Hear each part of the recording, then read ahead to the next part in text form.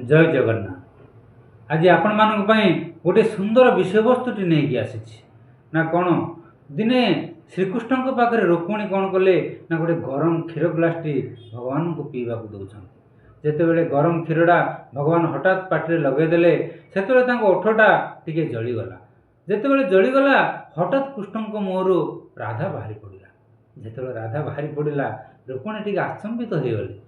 किछि समय रहिला परे से भगवान को पचारे प्रभु आज मु आपन गोटे कथा पचारि आपन कहिबे।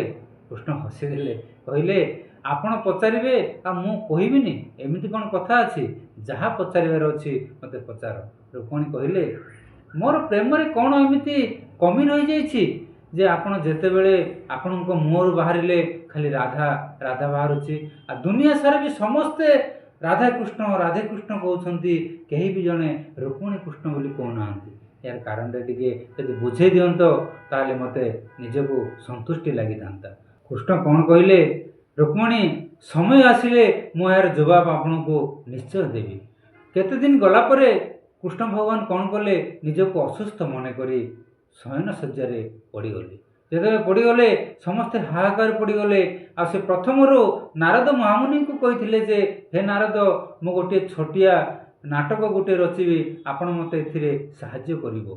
से कौन कले शयन शज्या पड़गले जिते पड़गले समस्ते हाहाकार पड़गले भगवान को भल लगुनि समस्ते जाई देखा साक्षात करी आसिले। से समय हठात स्वर्गर नारायण नारायण करी नारद महामुनि भगवान कृष्ण पाखे पहुँचे। जिते पहुँचले रुक्मिणी पचारुंट हे महर्षि आपण को अनुरोध कौन है मो प्रभुंकर आपण जदि टिके कहिपारे ताहले आम यार व्यवस्था किसी करिपारिबु। नारद कृष्णकर हाथ नाटिका देखी कहले भगवान बहुत असुस्थ अच्छा मत लगुनि जे याके सुस्थ है भली कहीं जोपरी प्रमाद पड़ी से शक्तदान कर किए।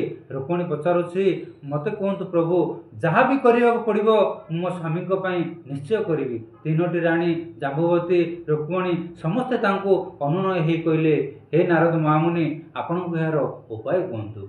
नारद कौन कले कहले जदि कौन से स्त्री तांको पादर धूली को नहीं भगवान मस्तक लगेब ताले भगवान निश्चय सुस्थ हो फेरी आसबे। समस्ते आचंबित हो गले आ पछघुंचा देदेले कहीं भी अग्रसर हेले ना कहले निज पादर धूली स्वामी मस्तक दे नरकर दंड किए भोगिब।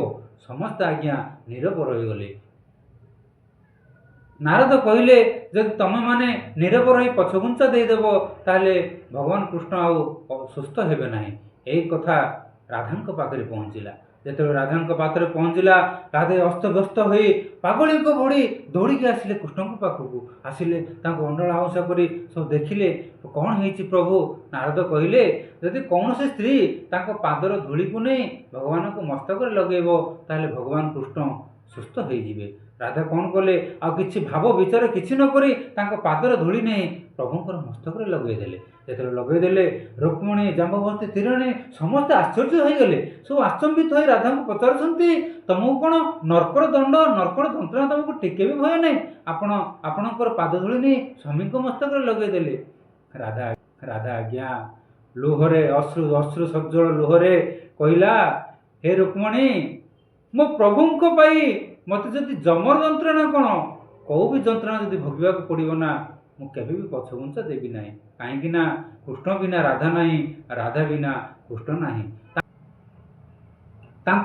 केते भी कठोर जंत्रणा मु सहायवाई राजी अच्छी नरकर जंत्रणा मो पाई कौन अच्छी। जितेबाला एमती कहीदेले रुक्मिणी आश्चर्य हो गले।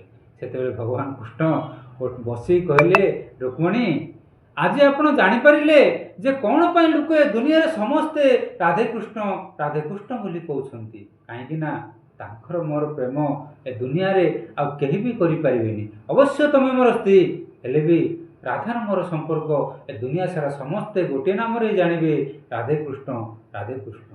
कथाटी केमिति लागिला आपण मानकु निश्चय गोटे सुंदर कमेंट देकी जणैबे। जय जगन्नाथ।